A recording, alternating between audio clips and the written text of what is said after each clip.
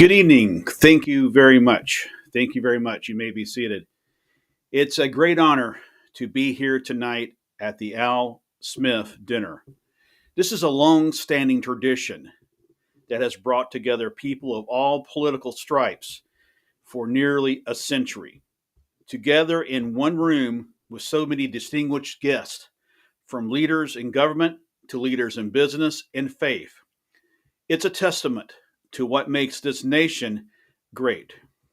And that's the ability to come together even in times of division and share a night of laughter, reflection, and unity. As you know, this event commemorates the life and legacy of Alfred E. Smith, a man who fought tirelessly for the working class, stood for social justice, and understood the struggles of everyday Americans. He was the son of immigrants who rose from the Lower East Side of New York to become one of the most respected figures in American politics.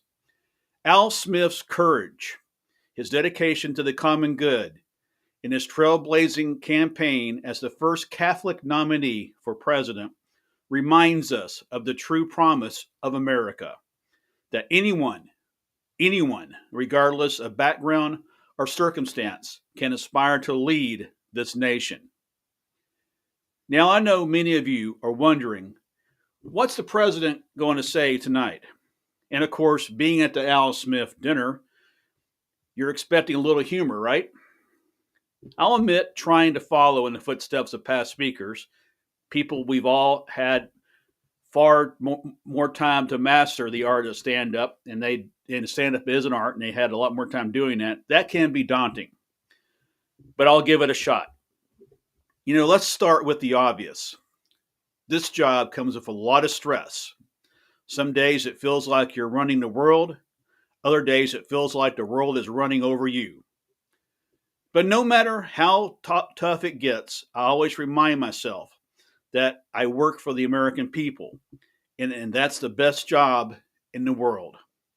Until it comes time to answer questions about the economy, healthcare, or the latest crisis in Washington.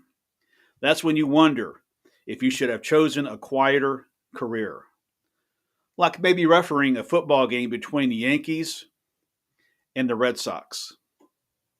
But seriously, it's important to laugh, and it's important to remember that while we can joke about the challenges we face, the work we do has real consequences for people's lives. That's why this dinner and the cause it supports is so meaningful.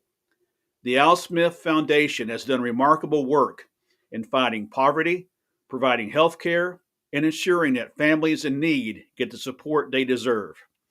This dinner reminds us all that while politics is often portrayed as a battle of ideals or personalities, at its core, it's about people. It's about making sure that everyone, no matter where they come from or what challenges they face, has a fair shot at success. Al Smith understood that better than most. His life story is one that resonates deeply with me. Like him, I believe in the power of government to do good, to level the playing field, and to ensure that opportunity isn't just a buzzword, but a reality for every American. He stood up for the poor, the forgotten, and the marginalized. And though he faced bitter opposition, he never lost sight of his mission to make this country a better place for all. That mission is still our calling today. We've made progress, but we can't stop now. There are still too many families struggling to get by, too many children without access to health care, and too many communities left behind by the tides of economic change. We are at a pivotal point, a pivotal moment in our nation's history. We can choose to retreat to our corners, to allow cynicism and division to rule the day, or we can rise to the occasion, as Al Smith did, and work together to build a future that is worthy of all our highest ideals. Now, I know coming together sounds like a tall order in today's political climate. The media loves to highlight our differences, to, to every turn, every debate into a zero-sum game. But when we step back and look at the bigger picture, we all want the same things. We want our children to grow up in a world that's safe, just, and full of opportunity. We want an economy that works for everyone, not just the wealthiest among us. And we want a country that is represented and respected around the world, where our values of freedom, equality, and justice remain a beacon of hope. And that's why nights like tonight matter. They remind us that despite all the noise, we share a common bond. As Americans, whether you're Republican or a Democrat, whether you live in New York or Oklahoma, we are all part of the same great story, the story of America, a story that began with the ideal that all men and women are created equal and that they are endowed with a certain inalienable rights, and that government exists to protect those rights for all people, not just a few. Of course, we've had our differences, but if Al Smith were here this evening, I think he would tell us that those differences should not divide us, but inspire us to work even harder to find common ground. And maybe, just maybe, we can start by sharing a few laughs.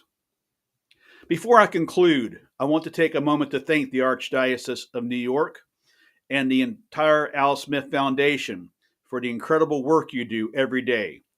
The funds raised here tonight will go forward to helping those who need it the most, families struggling to make ends meet, children in need of health care, and individuals seeking a better life.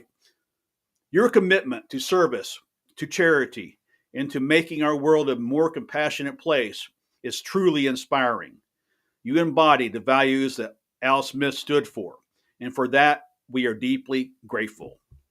So let's continue to laugh together, to work together, and to keep the spirit of Al Smith alive in everything we do. May we always remember that what unites us is far stronger than what divides us. Together, we can make this country live up to its highest ideals. Thank you. May God bless you, and may God bless the United States of America. Thank you all very much. Thank you, thank you, thank you.